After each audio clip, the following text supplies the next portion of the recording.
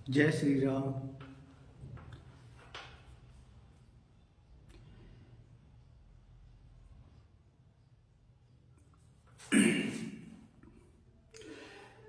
Sunday को मेरा live किसी कारणवश पूर्ण नहीं हो पाया, जिसके लिए मैं आप सभी से क्षमा प्रार्थी हूँ।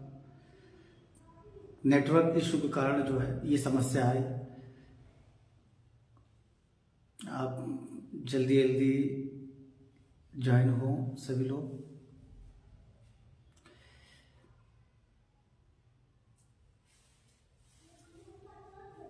तकनीकी खराबी के कारण संडे को लाइव मेरा नहीं हो सका। मेरा परिचय ही आप सभी से हो पाया था, तत्पश्चात नेटवर्क में आने वाली समस्याएं के कारण जो है हम चलिए राजकिशोर जी का बहुत बहुत धन्यवाद। सबसे पहले वही नंबर मारते हैं। जल्दी जल्दी आप लोग ज्वाइन होइए।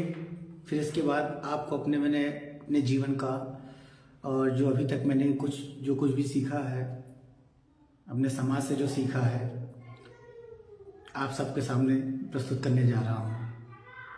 और यकीन मानिए आज का लाइव सेशन इतना पॉपुलर लाइव सेशन होगा कि आप लोगों को आनंद आ जाएगा।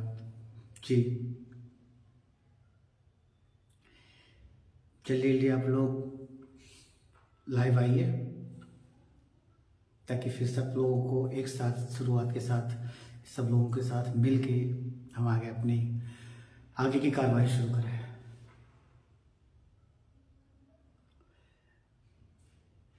जल्दी जल्दी आइए।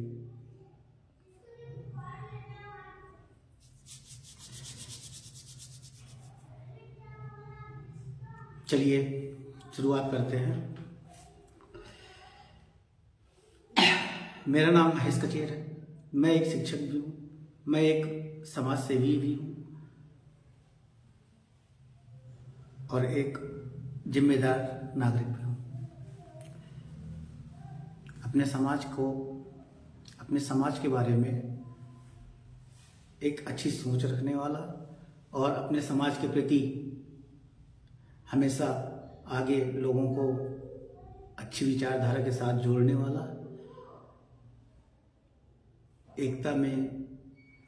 एकता से ही अनेकता बनती है।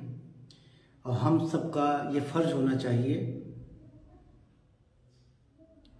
कि हम एकता के साथ आगे बढ़ें। आज के समय में समाज में विभिन्न तरह की धारणाओं के साथ जो है देखा जाता है लोगों को। अलग अलग लोग, अलग अलग विचारधारा। हमारी जो भारत की संस्कृति है वो विविधता की ओर अग्रसर है।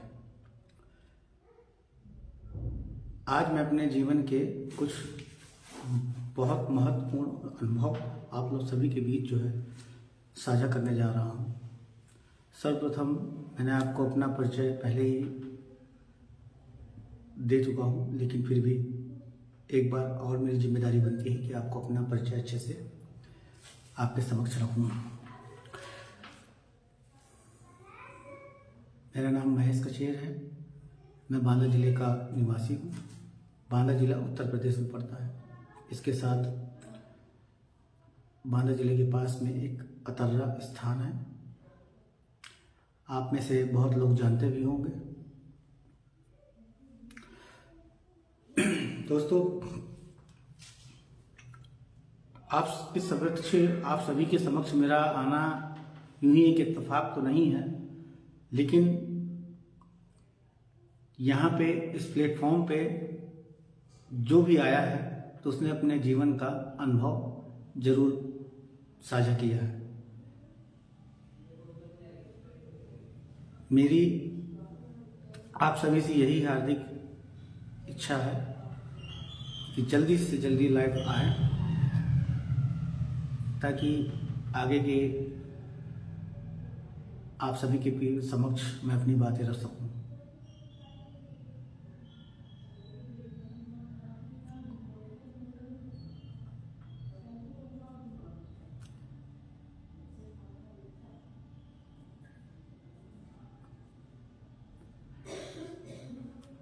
चलिए, आते रहेंगे लोग।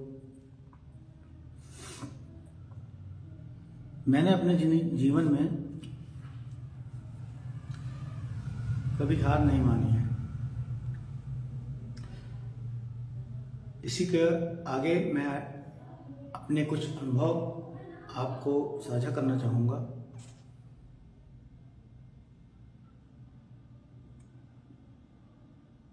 क्या बात है, लाइव नहीं आ पा रहे हैं लोग? नेटवर्क प्रॉब्लम हो गई क्या फिर? चलिए,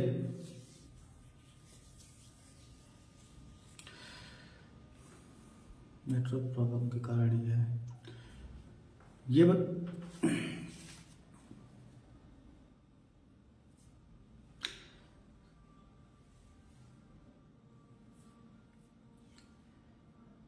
आप लोग कमेंट कर सकते हैं।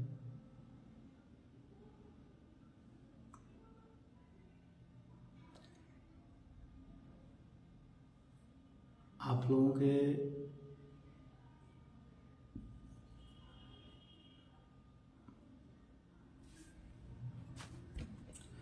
नेटवर्क इशू हो गया क्या? जैसा कि मैं आप सभी के समक्ष अपनी बात रखना चाहूँगा, मेरा यहाँ आप सभी के बीच आना एक खास मकसद के साथ है। आज हमारे समाज में अगर देखा जाए तो हर तरह से बहुत सारी समस्याएं हैं अपने समाज के लोगों को आगे बढ़ने में।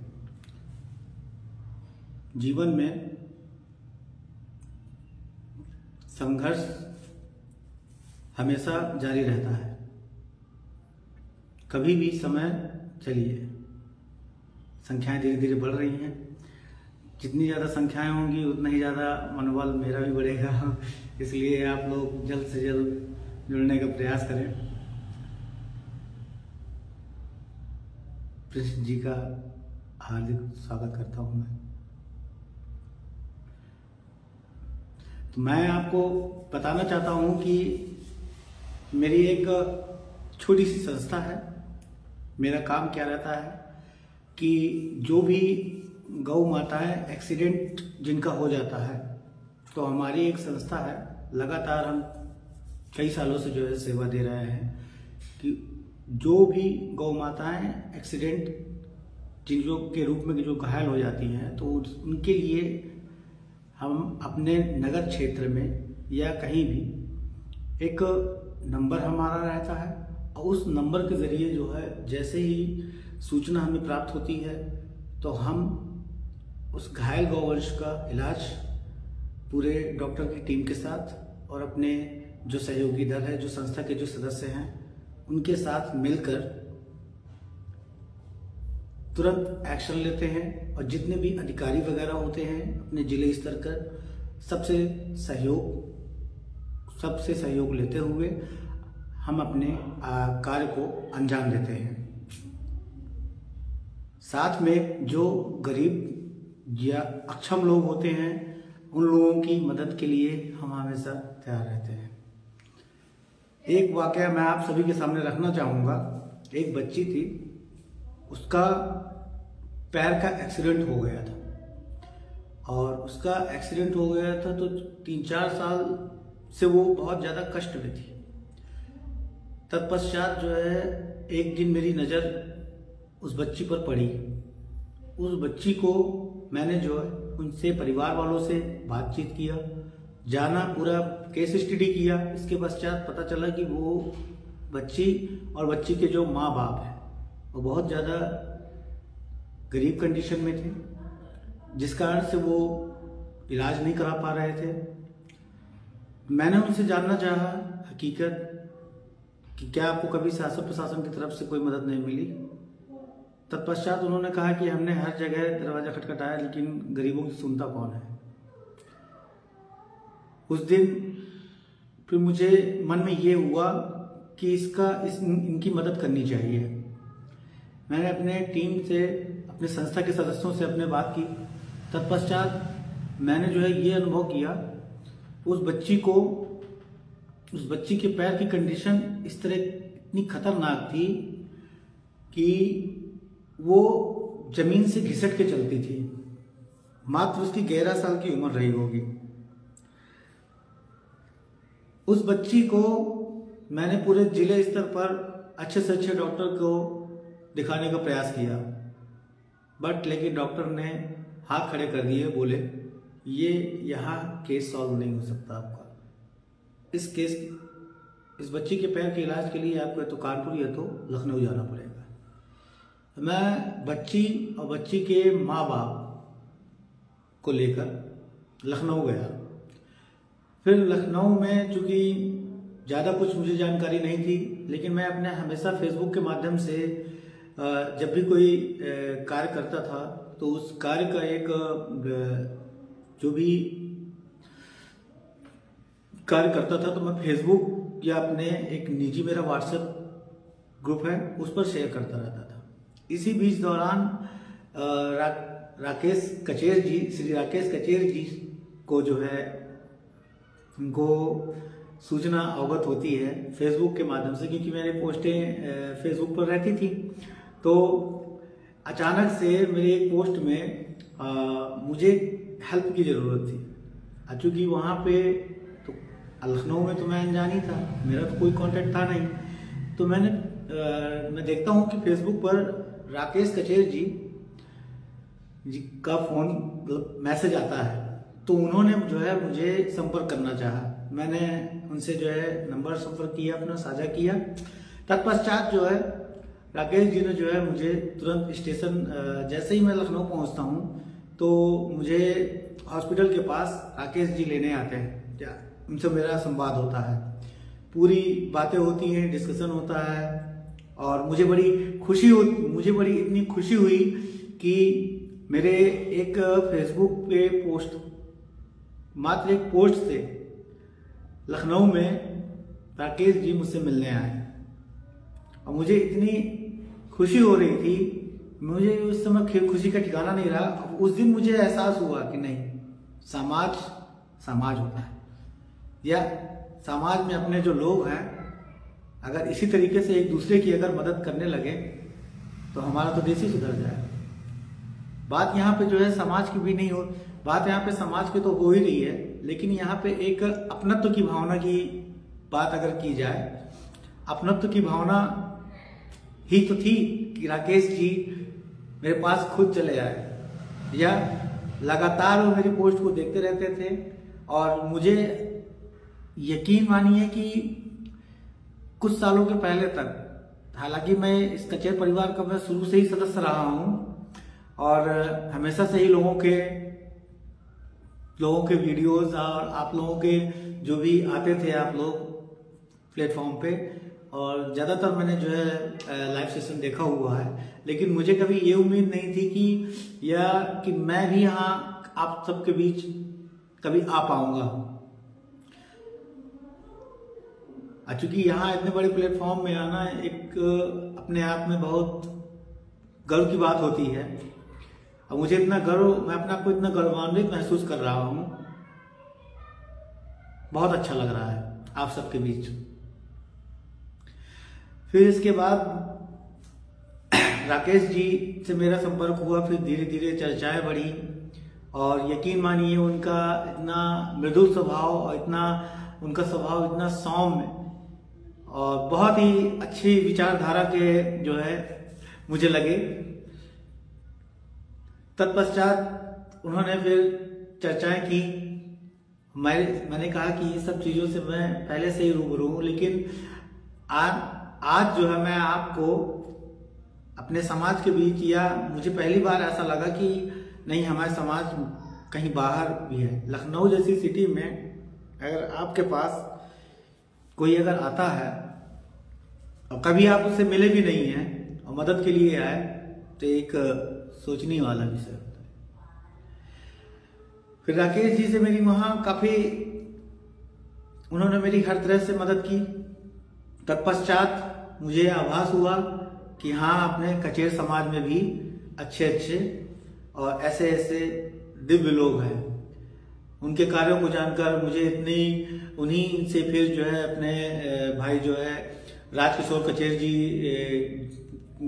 के बारे में पता चला कि उनके भैया हैं और ऐसा ऐसा हम समाज के लिए आगे बढ़ने के लिए और लोगों को जो है उत्साह बढ़ाने के लिए, लोगों का मनोबल बढ़ाने के लिए और विभिन्न तरीके के प्रयत्न करते हैं, लोगों से मिलते हैं, समाज में लोगों को एक साथ एकजुटता के लिए प्रयास करते रहते हैं हमेशा।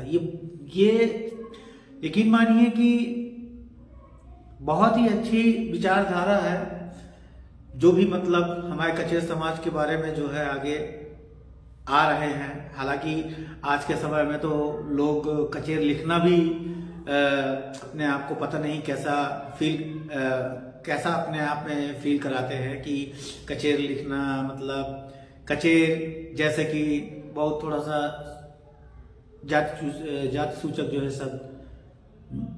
अरे फक्र करिए कि आप कचेर हैं और हम सनातनी हैं, फक्र करिए अपने आप में। जो भी लोग कचेर लिखने में संकोच करते हैं या वो चाहते हैं कि हमारे कास्ट का पता न चले, तो मैं उन लोगों से निवेदन के साथ यही कहना चाहता हूं कि छोटी सी कौम है अपनी, जिंदगी इतनी बड़ी, तो उसको छोटे में क्यों रहना। आप सोचिए, सभी लोग अपने अपने धर्म को बढ़ावा देते हैं, अपने अपने जो भी कास्ट के लोग होते हैं। अभी एक चित्रकूट के पास ही मेरे घर से चित्रकूट मात्र 30-35 किलोमीटर है, ज्यादा से ज्यादा 35 किलोमीटर, 1 घंटे की रास्ता है। चित्रकूट के समीप ही है तर्रा। और उस दिन कचेर समाज की जो मीटिंग हुई, मैंने वो मीटिंग पूरी देखी। उस मीटिंग में मुझे बार बार एक चीज ये एहसास हुआ कि मीटिंग का उद्देश्य ये था कि कचेर समाज का धर्मशाला होना चाहिए। ये बहुत अच्छी बात है, लेकिन उस मीटिंग में बहुत कम ऐसे लोग थे तो सभी चर्चाएं सब हो रही थी, लेकिन बीच बीच में एक सीक्वेंस न होने के कारण जो है मेन मुद्दों पे बात कम हो पाती थी। मैंने एहसास किया कि अगर हमारे कचेर समाज के भी एक धर्मशाला हो जाए तो बहुत अच्छा रहेगा। ये जिनके भी विचार हैं बहुत अच्छे विचार हैं, और आगे हमारे समाज में इसी तरह से धीरे धीरे हर कार्य होना बहुत जरूरी है। क्योंकि जब सभी समाज के लोग आगे बढ़ रहे हैं तो हम लोग पीछे क्यों हैं? आखिर क्या वजह है? हम लोग क्यों पीछे हैं? हम लोग क्यों नहीं आगे आ सकते हैं? जीवन जीने का उद्देश्य क्या है? क्या जीवन यही है कि हम लोग अपने आप में ही बस कमाएं खाएं, बस हो गया समाज के लिए? अरे हम समाज में हैं, सामाजिक हैं। किसी महान दार्शनिक जी ने कहा है कि मनुष्य एक सामाजिक प्राणी है।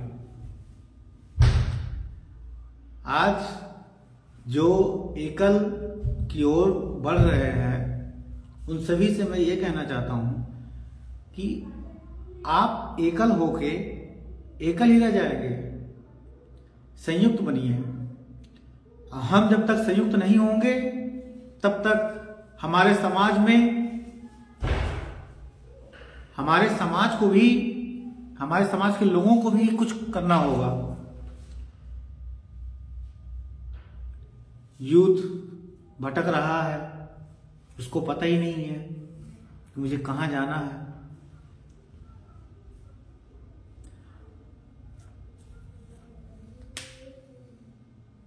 जैसा कि मैं आपको बताना चाहता हूं,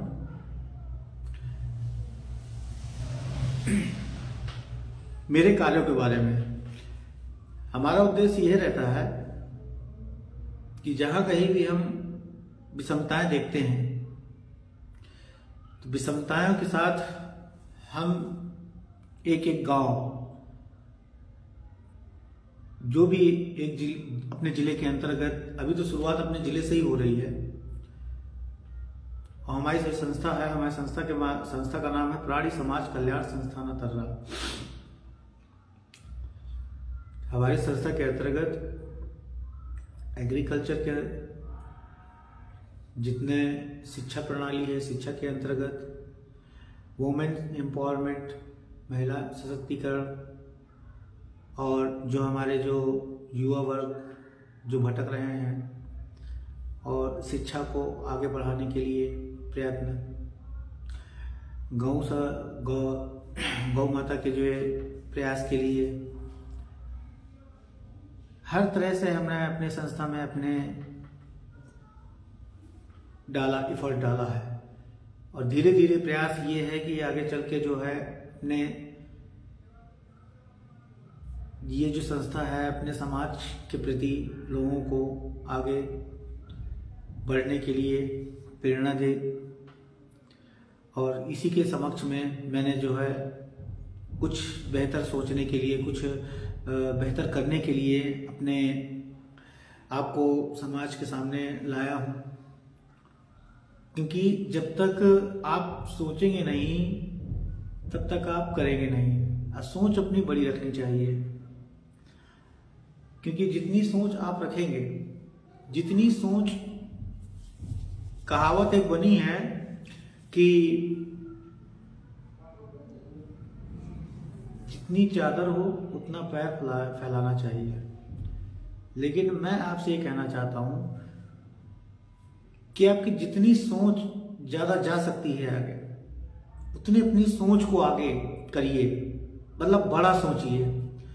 क्योंकि जब आप बड़ा सोचेंगे तो बड़ा सोचने के साथ साथ उसको आपको करने की भी जिम्मेदारी बननी चाहिए। असंभव आज के डेट में कुछ भी नहीं है, बस तरीके होते हैं अपने अपने। मैंने जब शुरुआत की थी तो शुरुआत में लोग आप पर हंसेंगे कि ये क्या कर रहे हो, ये क्या कर रहे हो। मैंने लगातार निरंतर कई साल तक, जब मैंने सेवा अपनी रोकी नहीं, तो शुरुआत में लोगों की विचारधारा थी कि दिखावा कर रहा है। इसके बाद जब उन्होंने वही कार्य मेरे बारंबार देखे, ये देखें कि ये तो इसका स्वभाव ही ऐसा है, तो ऐसा नहीं है। बदलाव हर एक के जीवन में आता है, बदलाव हर एक के जीवन में आता है, और बदलाव आना बहुत जरूरी है। उम्र और का जो क्रम होता है, जीवन का जो क्रम होता है, वो उम्र दर पड़ाव बदलते रहना चाहिए। बचपन में आप हैं तो आपका स्वभाव कैसा है, आपकी आदतें कैसी हैं। आप युवावस्था में आए, युवावस्था के साथ युवावस्था में पड़ाव वाला। इसके बाद आप वयस्क में आए तो वयस्क, तो ऐसा नहीं है कि सारी जिंदगी आप एक ही लेवल पे चल रहे हैं। आपने हॉस्पिटल में एक ग्राफ देखा होगा, जब आदमी उसमें आईसीयू वार्ड में लेटा होता है तो उसमें एक मॉनिटर रहता है, टीवी रहती है। उस टीवी में एक सिंगल ऐसे लाइन चला करती है। तो वो उस लाइन के चलने का मतलब ये होता है कि ऊपर नीचे अगर लाइन चल रही है तो इंसान जीवित है। अदरवाइज अगर सीधी लाइन में अगर रेखा चल रही है, अगर सीधी लाइन आपकी चल रही है तो इसका मतलब बॉडी डेड। इससे आप क्या समझे? मैं आपको यही बताना चाह रहा हूं कि जिंदगी में उतार चढ़ाव आते हैं, लेकिन उतार चढ़ाव के कारण अपने फैसले नहीं बदले जाते। समस्याओं का आना पार्ट ऑफ लाइफ है, लेकिन उनसे निपटना आर्ट ऑफ लाइफ है। तो इसलिए मैं अपने युवा वर्ग से और जितने भी स्टूडेंट्स हैं, जो भी पढ़ने लिखने वाले, उन लोगों से एक ही निवेदन करता हूं कि कभी भी वो हार न माने और अपने शिक्षा को तब तक शिक्षा का साथ ना छोड़ें, तब तक जब तक आप सफल नहीं हो जाते।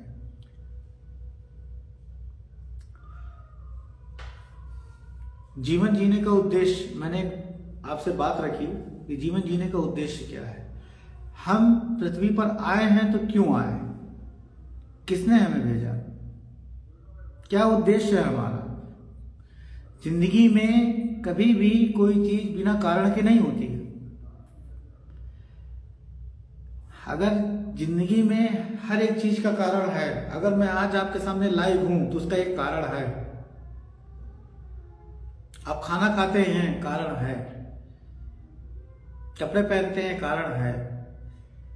तो जिंदगी में हर एक चीज का कारण है, बिना कारण के कुछ भी नहीं है। मेरी बात को आप समझ रहे होंगे। तो आप कोई भी कारण ढूंढिए, कोई भी, हर एक कार्य में आप कारण पाएंगे। इसका मतलब क्या हुआ? इसका मतलब ये है कि अगर आप समस्या में हैं या प्रॉब्लम में हैं, इसका कारण समस्या में है, तो आप समस्या में आप खुद आए हैं। अब समस्या से बाहर कौन निकालेगा? समस्या से बाहर आप खुद अपने आप को निकालेंगे, कोई निकालने वाला नहीं आएगा। ये जिंदगी एक संघर्ष ही जिंदगी है। तो मैंने आपसे यही कहा, पहले एक पॉइंट रखा मैंने आपसे, जीवन जीने का, यह जीवन का उद्देश्य क्या होना चाहिए। ये जीवन जीने का उद्देश्य क्या है? हमको जो जीवन मिला हुआ है, कोई भी चीज, मैंने आपको पहले ही बताया कि बिना कारण के नहीं होता है। तो हमें जीवन मिला है तो कुछ तो कारण होगा। हमारे जीवन का उद्देश्य ये है, या जीवन का उद्देश्य ये है कि हमारे अंदर जो अच्छी विचारधारा है, तो हम अपनी विचारधारा सामने वाले तक कैसे पहुंचा सकते हैं।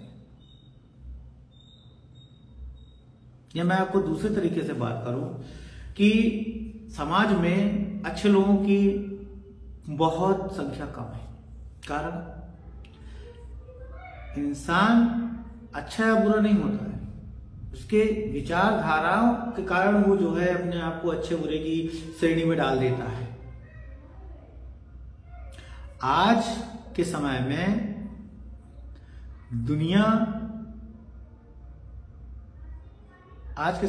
जो दुनिया में जो लोग हैं, वो एक ही चीज पे टिके हुए हैं, स्वार्थ पे।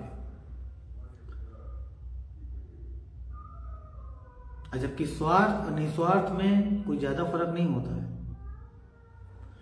किसी कार्य को आप करते हैं स्वार्थ के साथ, उसका रिजल्ट दूसरा आएगा। और उसी कार्य को अगर आप निस्वार्थ के साथ करते हैं, निस्वार्थ मतलब ये नहीं कि आप उसका मीन्स आप नहीं समझ पा रहे हैं। मैं आपको स्पष्ट करना चाहूंगा कि स्वार्थ और निस्वार्थ में अंतर क्या है। स्वार्थ एक ऐसी भावना है, जब आप किसी भी कार्य को अगर स्वार्थ की भावना रखकर अगर उस कार्य को करते हैं। मैंने ये चीज अनुभव किया है, मैंने बहुत सारी चीजें जो अनुभव की हैं, वही मैं आपके सामने अपने आप सभी के समक्ष मैं प्रस्तुत करूंगा। स्वार्थ निस्वार्थ में अंतर क्या है? स्वार्थ निस्वार्थ में मात्र इतना अंतर है कि आप जिस कार्य को आप स्वार्थ के साथ करेंगे, तो उसमें जितना स्वार्थ आपका, जहां तक का स्वार्थ होगा, आपको उतना ही मिलेगा। ये नहीं कह रहा हूं कि अगर स्वार्थ की भावना रखकर जो है आप कोई कार्य करेंगे तो आपको नहीं मिलेगा, बिल्कुल नहीं। निस्वार्थ क्या होता है? निस्वार्थ होता है कि लोग निस्वार्थ का मतलब समझ लेते हैं कि रुपए पैसे से जोड़ देते हैं ना, कदापि इसका यही मतलब नहीं होता है।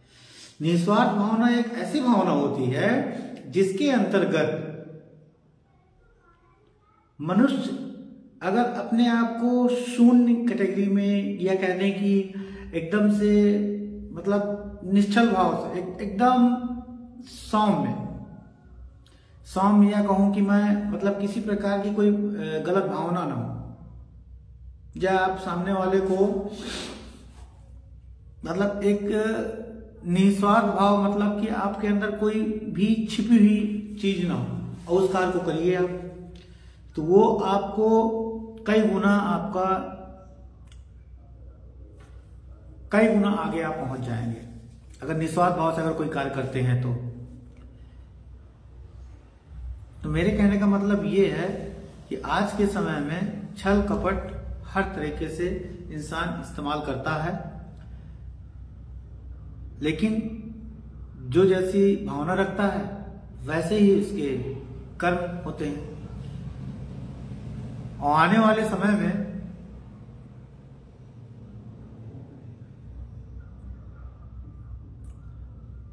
आप लोगों को कुछ कमेंट्स नहीं आ रहे हैं। आज नेटवर्क प्रॉब्लम हो रही है क्या? फिर मुझे ऐसा लग रहा है स्लो नेटवर्क बता रहा है। कुछ कमेंट करिए, मेरी आवाज आप तक आ रही है? क्या आप मुझे सुन पा रहे हैं?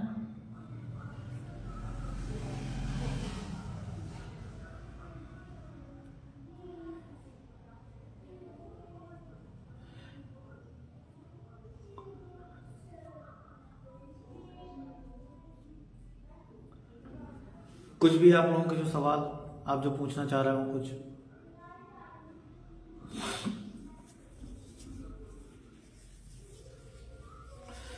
समाज में हमेशा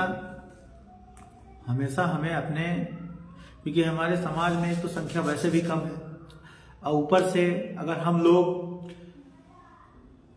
इतर बितर हो जाएंगे, बहुत से ऐसे लोग हैं मैंने देखा है कि कचेर लिखने में अपने आप को शर्मिंदगी महसूस करते हैं, जबकि ऐसे नहीं है। कई लोग तो मुझसे पूछते हैं, मुझे खुद कभी कभी सामना करना पड़ जाता है। बहुत मर्तबा ऐसा होता है कि मैं अपना सरनेम कचेर बताता हूँ फक्र के साथ, मैं फक्र के साथ अपना नाम कचेर बताता हूँ, महेश कचेर। तो पूछते हैं मुझसे, पूछते हैं कि मतलब कचेर का मतलब क्या होता है? तो मैं उनको बड़े सरल सीधे स्वभाव से अपना जवाब देता हूँ। मैं उनको बताता हूँ कि पुराने समय में जब ये जाति प्रथा नहीं थी, तब जो लोग काम किया करते थे, जैसे जो सोने चांदी का काम करते थे तो उनको सोनार कहा जाने लगा, जो लाख का काम करते थे उनको लखेरा कहा जाने लगा। तो वैसे ही जो कांच का काम करते थे, कांच की चूड़ियां बनाने का काम करते थे, तो उनको कचेर कहा जाने लगा। That is simple. तो मैं तो बड़े गर्व के साथ बताता हूँ, कहते अच्छा। तो पूछते भी हैं कि आपने कोई मॉडिफिकेशन नहीं किया अपने कचेर में? मैंने कहा नहीं, हमने नहीं किया। तो इसका मतलब ये थोड़ी ना है कि मतलब हम अपना कचेर सरनेम ही बदल देंगे ना। तो मेरा उन सभी से ये विनम्र निवेदन है कि जो लोग भी सोचते हो कि कचेर लिखने में एक अजीब सा लगता है या कचेर शब्द मतलब गलत लगता है उनको, तो मैं उनसे ही कहना चाहता हूं कि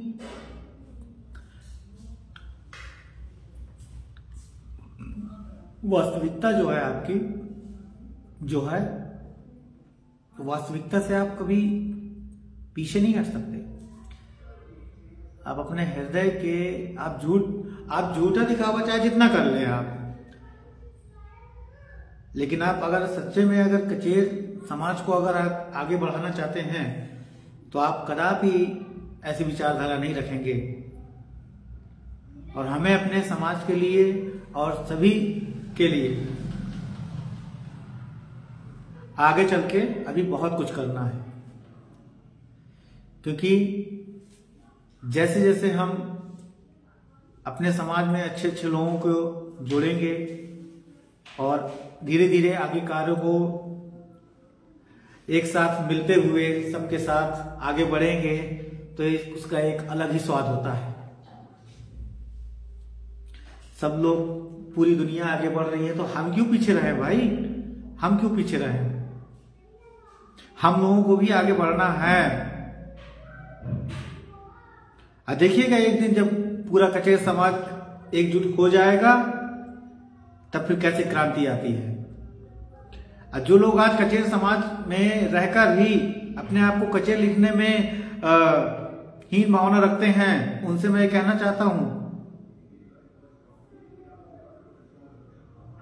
कि समय की देरी है, जाएंगे कहां सरकार, आएंगे तो भाई। तो इसलिए समय की बात है, बकायदा आने वाले समय में तो हमारा ही झंडा लहराएगा। मैं भाई राजकिशोर जी की बात करना चाहता हूं। वो पिछली बार जब हमारा सेशन अधूरा रह गया था, मुझे भी बड़े अजीब लगा था। पिछले संडे को जो है हुआ यूं था कि 8 बजे का मेरा लाइव सेशन था और मैं 7 साढ़े 7 बजे के लगभग जो है एक गौवंश के इलाज में बिजी था। अब चूंकि उस गौवंश की हालत बहुत ज़्यादा खराब थी, बहुत ज़्यादा क्रिटिकल कंडीशन थी, तो मैंने वहाँ अपने संस्था के सदस्यों को वहाँ बोला कि आप लोग संभालिएगा, डॉक्टर्स वगैरह, क्योंकि 3-3 4-4 डॉक्टर्स लगे हुए थे, बट लेकिन वो रिकवर नहीं हो पा रही थी। फिर लास्ट में जब मैं सेशन में दोबारा आपके सामने चालू करना चाह रहा था लाइव सेशन, तब फिर मेरे पास डॉक्टर का कॉल आया कि वो खत्म हो। तब फिर मेरा माइंड भी थोड़ा सा डिस्टर्ब हो गया और नेटवर्क भी इशू हो रहा था। तो फिर हमने, क्योंकि लगभग 5-6 घंटे हम लगे थे उस गौ माता को बचाने के लिए, और यकीन मानिए कि बड़ा दुख हुआ मुझे जो है। लेकिन ठीक था कि एक तरीके से जो तड़प रही थी तो मुक्ति मिल गई उनको। चलिए अब आगे बात करते हैं। अब आप लोग कुछ कमेंट करिए।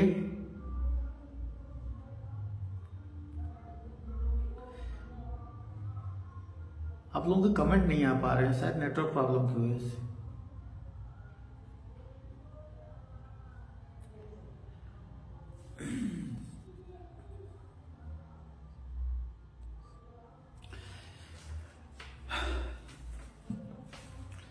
हमारा उद्देश्य ये होना चाहिए कि कैसे भी करके हमें आपस में, आज जो इतने बिखरे हुए हैं दूर दूर तक, हम लोगों को सब लोग एक साथ हो जाए। समय आ गया है, क्योंकि बहुत सालों से हम लोग बिखरे हुए हैं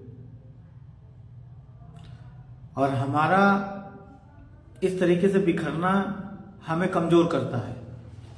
इसलिए मेरा आप सभी से आग्रह है, जो भी मेरी आवाज जहां तक भी जा रही हो या मेरा वीडियो जो कोई भी देख रहा हो, मेरी एक ही रिक्वेस्ट, एक ही प्रार्थना, एक ही निवेदन है सभी से कि समाज को बिखरने ना दे अपने।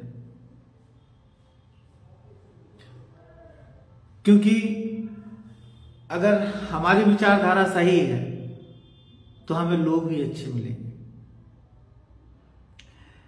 मैं एक तथ्य आपके सामने रखना चाहता हूं कि परिवार में देखिए भावना का कैसा असर होता है। मैं ये बात आपके सामने आज रखना चाहता हूं प्रामाणिक तौर पर। इस चीज का अनुभव आपने भी किया होगा, जो बात मैं कहने जा रहा हूं। घर में जब कोई महिला खाना बनाती है, कोई भी माता या बहन जो है घर में जब खाना बनाती है, तो खाना जब बनाती है, उसकी खाना बनाते समय जैसी विचारधारा है या मन में उसके अगर अच्छे विचार चल रहे हैं तो वो खाने में अच्छे विचारों का जो वो होगा स्वाद मिल जाएगा। सपोज दैट अब वही खाना जो है, कहते हैं कि क्या बात है आज का खाना बहुत टेस्टी है, क्योंकि उसमें अच्छी विचारधाराएं, आपने जो भी महिला खाना बना रही थी तो उसके मन में अच्छे अच्छे विचार आ रहे थे। दूसरा पहलू भी जान लीजिए आप। दूसरा पहलू ये है कि अगर मान लीजिए वो भोजन बनाते वक्त अगर उसके मन में उस तरह के विचार आ रहे हैं, गलत विचार आ रहे हैं, निगेटिव थॉट आ रहे हैं, अगर उसके मन में जो निगेटिव थॉट आ रहे हैं तो फिर वो खाने में निगेटिव थॉट भी चला गया। अब फिर आप कभी कभी देखते होंगे और कहते भी होंगे ये चाहे जो हुआ तो खाना भी मतलब खाने में टेस्ट नहीं है, मतलब कि वही खाना बनाने वाला वही, खाने की सामग्री वही, लेकिन कहते नहीं कि हाथ बिगड़ गया, वो हाथ नहीं बिगड़ा है, वो विचार बिगड़ गए हैं। तो मेरे कहने का मतलब सिर्फ आपसे यही है कि जैसे ही आप विचारधारा रखेंगे और वैसे ही आप आगे कार्य करेंगे। इसलिए अपने आप को हमेशा पॉजिटिव रखें और हमेशा अपने आप को जो है एक कदम आगे की ओर ले जाने का प्रयास करें। ऐसे ही मुकाम नहीं तय किए जाते हैं। जिंदगी में संघर्ष बहुत जरूरी है और जितने भी लोग सक्सेस हुए हैं आज के समय में, उनको थोड़ा सा बैकग्राउंड उनका देखिएगा, वो क्यों सक्सेस हुए हैं, उनका सक्सेस होने का रीजन क्या रहा है। आज के समय में हमारे जो समाज में लोग हैं अपने ही समाज के लोगों को के पैर घसीट रहे हैं। ऐसा क्यों भाई? क्यों जल रहे हो? जल क्यों रहे हो? जलने से आप आगे नहीं बढ़ने वाले। अगर आप जलेंगे तो जलते रह जाएंगे। आप देखिए ना कि सामने वाला क्या करके आगे बढ़ा है, क्या क्या किया उसने। अच्छा वक्त बुरा वक्त दोनों वक्त आते हैं। जब अच्छा वक्त आता है तो इंसान अपनी औकात भूल जाता है, लेकिन जब बुरा वक्त आता है तो वो कहता है कि भगवान ने मुझको कष्ट दिए, भगवान मेरे ही पीछे क्यों पड़ा है, ऐसा क्यों कर रहा है भगवान मेरे साथ। अरे उसका रीजन भी तो सोचो कि जब आपने अच्छा समय था आपका, तो अच्छे समय में आपने उस चीज को इतना उत्साह के साथ आपने अपना एंजॉय किया कि आपने पिछले वक्त को गौर न किया। लेकिन जब आपका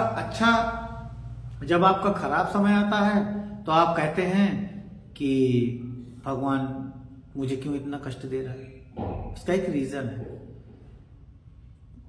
उसका रीजन सिर्फ यही है कि आपने जिस वक्त आपकी जो कंडीशन डाउन थी उस समय आपने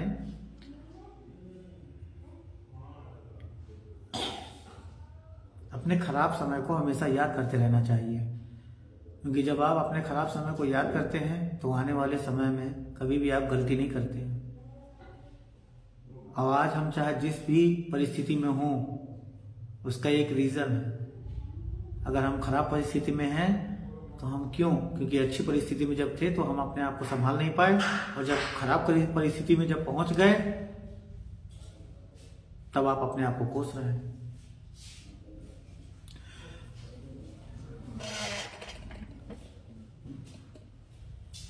जीवन में बहुत सारी चीजें जीवन में हमेशा जीवन में हर एक को एक बार वक्त मिलता है। मतलब वक्त कहने का मतलब कि एक बार उसको जो है एक किस्मत की चाबी एक बार खुलती है। मौका जिंदगी में कहा जाए तो एक ही बार मिलता है। बस उस मौके को पहचानने की क्षमता होनी चाहिए। मौके को अगर पहचानने की क्षमता है आपके अंदर तो आप जिंदगी में अच्छे मुकाम तय करेंगे। हर एक चीज का एक समय होता है, बिना समय के कोई चीज नहीं मिलती। अगर कोई चीज अगर आपको नहीं मिल पा रही है, इसका मतलब ये नहीं कि आपने उसके लिए प्रयास कर रहे हैं, नहीं। उस चीज का जब समय होगा वो ऑटोमेटिक आपको, बस आपके लगन के ऊपर निर्भर करता है कि आपकी उस चीज के प्रति लगन कितनी है। और जैसे आपकी लगन उसके प्रति सच्ची होगी, किसी भी चीज XYZ, चाहे कोई लक्ष्य आप बना रखे हो, अगर लक्ष्य बना रखे हैं आप, तो आप उस लक्ष्य को पाने के लिए जो एक बड़ा लक्ष्य, पहली बात तो अपना लक्ष्य छोटा लक्ष्य ना रखें। लक्ष्य अपना रखें तो बड़ा लक्ष्य रखें, और उस बड़े लक्ष्य को पाने के लिए छोटे छोटे लक्ष्य को बनाएं। क्योंकि बड़ा लक्ष्य आप तभी पा पाएंगे जब आप छोटे छोटे लक्ष्य को आप पाते जाएंगे। और जब छोटे छोटे लक्ष्य को आप पाते जाएंगे, एक दिन देखिएगा कि आप बड़े लक्ष्य को भी पा प्राप्त कर लेंगे। आज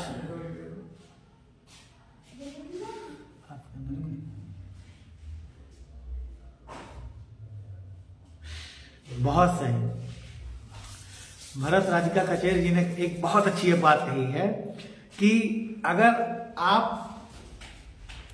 आपसे कोई जल रहा है तो इसका मतलब कि आप आगे निकल रहे हैं। ये एक बहुत बढ़िया थॉट उन्होंने दिया है, सत्य है एकदम। मुझसे लोग जलते हैं, कमेंट नहीं करते, लाइक नहीं करते, कैसे करना। अरे कृष्ण कुमार, अरे मैं तो आपके हमेशा लाइव देखता रहता हूँ शो, और उसमें कमेंट भी करता हूँ, और यकीनन आपका जो शो है बहुत बहुत अच्छा शो है। और मैं आप ऐसा मत,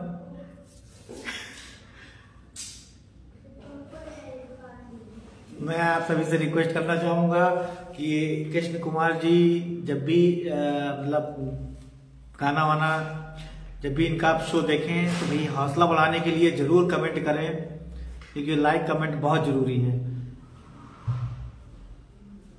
आप सभी के बीच आकर मुझे अपने आप में बहुत अच्छा महसूस हो रहा है, एक अपनत्व की भावना, और आप मुझे ऐसा लग रहा है कि बहुत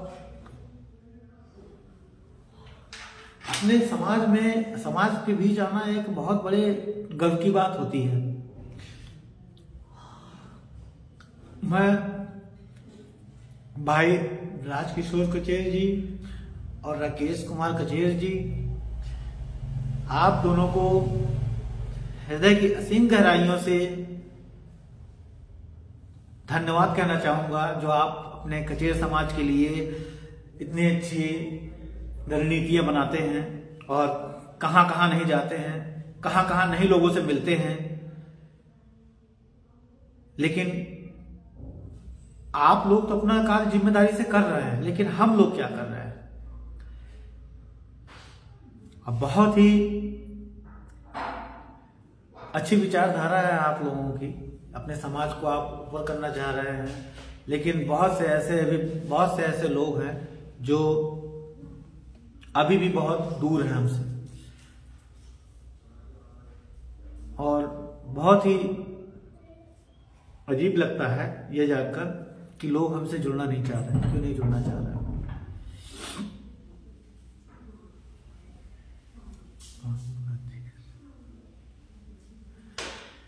बिल्कुल, मैंने भी औरों से ही कहा है, मतलब जो लाइव सेशन देख रहे हैं मैं सही से कहा है ये चीज। माफी चाहूंगा, थोड़ा सा नेटवर्क इशू के कारण जो है आगे। और किसने कमेंट किया है? आप लोग कमेंट करते रहिए जल्दी जल्दी, नेटवर्क का भरोसा नहीं कि कब चला जाए। जी बिल्कुल सही कह रहे हैं, अपने समाज के लोग आपस में जुड़ना नहीं चाहते। इनके लाइव प्रोग्राम में कोई कचेर समाज का कमेंट ही नहीं करता। बिल्कुल सही कहा आपने। देखिए ऐसी बात है कि नहीं, बहुत अच्छा लगा, आपने अपने विचार दिए, सबके सामने है। यह हिम्मत भी कुछ नसीब लोगों को मिलती है। बिल्कुल सही कहा आपने। ये मैं चाहता हूं कि मैंने तो अभी तक कुछ नहीं किया है, बस एक प्रयास कर रहा हूं। बस मैंने आप लोगों से यही कहना चाहता हूं कि कुछ ना कुछ समाज के लिए करते रहना चाहिए, क्योंकि इससे अपने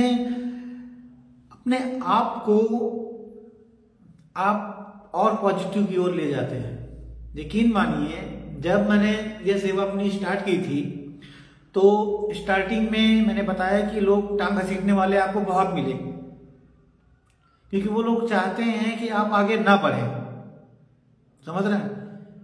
तो टांग घसीटे, कमेंट करें, कुछ भी करें, आपको जो करना है सो करना है, बस किसी के साथ गलत नहीं करना है।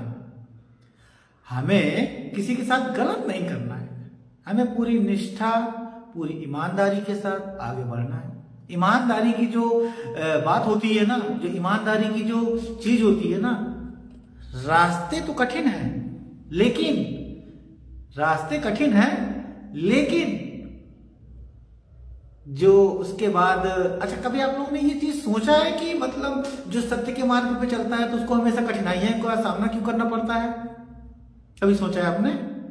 मैं इस चीज का जवाब देना चाहूंगा। आज की डेट में जो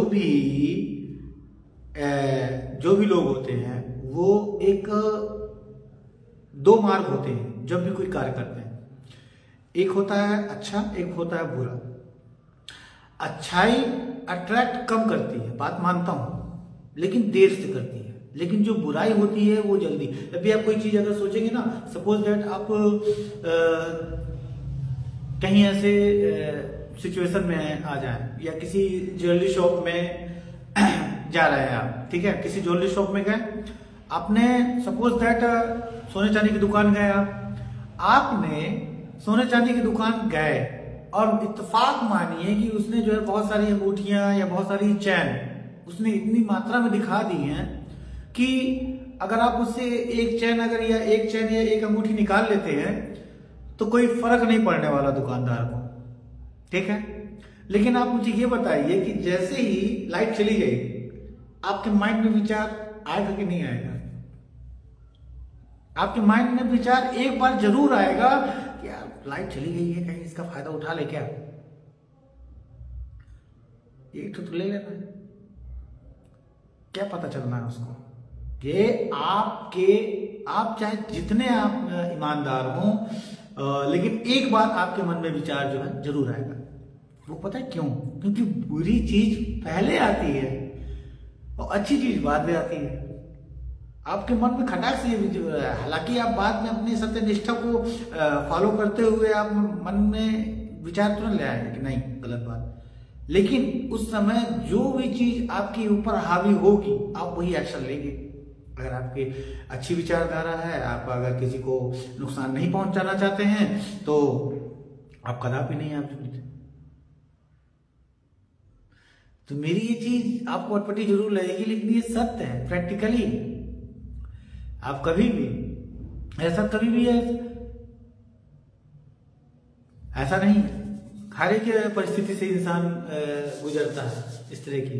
तो मेरे कहने का मतलब ये था कि जो सत्य की डगर होती है, जो असत्य की डगर होती है, ठीक है, जो भी एक बार चलने लगता है उसको बहुत सारी यातनाओं का, भाई देखो सत्य का मार्ग तो बहुत कठिन है और बहुत सारी यातनाएं झेलनी पड़ती हैं।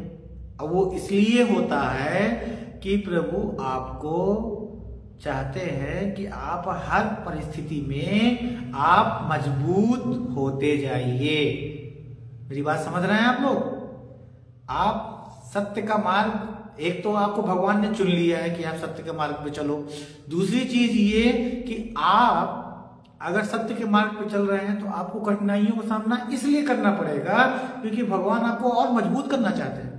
आपको आने वाले समय में बड़ी से बड़ी परिस्थितियों से जीत दिलाना चाहते हैं।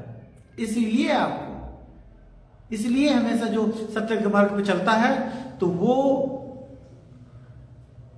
कष्ट में रहता है, लेकिन आने वाले समय में जब वो पूर्णतः, जब भगवान के जो हर एक टेस्ट में जब वो पास हो जाता है तो फिर उसका आगे का जो जीवन बड़ा आनंदमय होता है। मेरी बात आप समझ पा रहे होंगे मेरे कहने का उद्देश्य क्या है।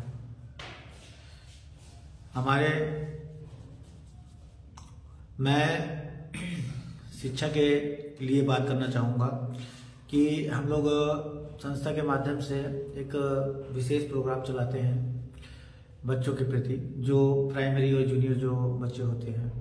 उसमें हमारा ये उद्देश्य रहता है कि कैसे भी करके गांव के लोगों को एक गांव के प्रधान से संपर्क करते हैं।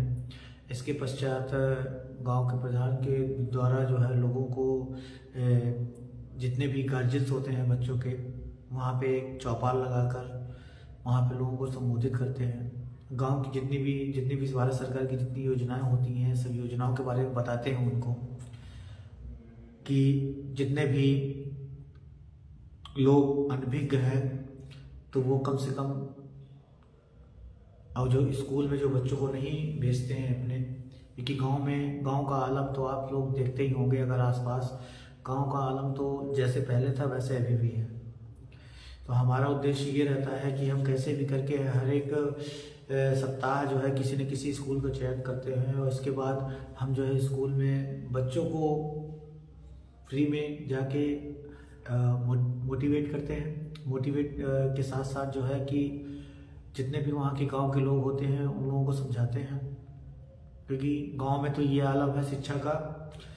गांव में शिक्षा का ये आलम है कि बच्चों को भेजते नहीं है एक तो स्कूल, और दूसरी चीज सबसे बड़ी समस्या ये है कि वो ये मानते हैं कि स्कूल में पढ़ाई नहीं होती। मैं 2013 से अनुदेशक के पद पे 6 से 8 क्लास के बच्चों को कंप्यूटर सिखाता हूँ, और आज मेरे गांव में धीरे धीरे बहुत ज़्यादा सुधार हुआ है, बहुत ज़्यादा बदलाव हुआ है। यकीन मानिए सब प्रयास करने से होता है। जिस दिन आप प्रयास करना छोड़ देंगे उस दिन आप निष्क्रिय बन के रह जाएंगे। इसलिए लाइफ में हमेशा प्रयास करते रहना चाहिए, जिंदगी में हमेशा प्रयास करते रहना चाहिए, क्योंकि अगर आप प्रयास नहीं करेंगे तो फिर सफलता आपको मिलने वाली नहीं है। बहुत सराहनीय, बहुत बहुत धन्यवाद भारत राधिका कचेर जी। इनबो सॉन्ग कृष्ण कुमार जी का कहना है कि आज आप सभी लोग जरूर जुड़िएगा हर मंगलवार, गुरुवार, शनिवार रात 9:30 बजे एवं बुधवार, रविवार। मैं आपके प्रमोशन करे दे रहा हूँ कृष्ण कुमार जी कि सभी लोग भैया ध्यान दीजिएगा, हर मंगलवार, गुरुवार, शनिवार रात 9:30 बजे एवं बुधवार, रविवार शाम 6 बजे।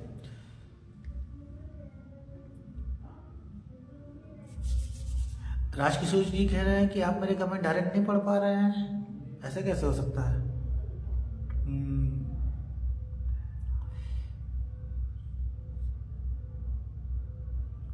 पता नहीं क्यों ऐसा नहीं है सर। तो कैसा लग रहा है आप सब लोगों को? आप जरूर बताएं मुझे। बस अभी तो मैंने कुछ खास नहीं किया, अचीवमेंट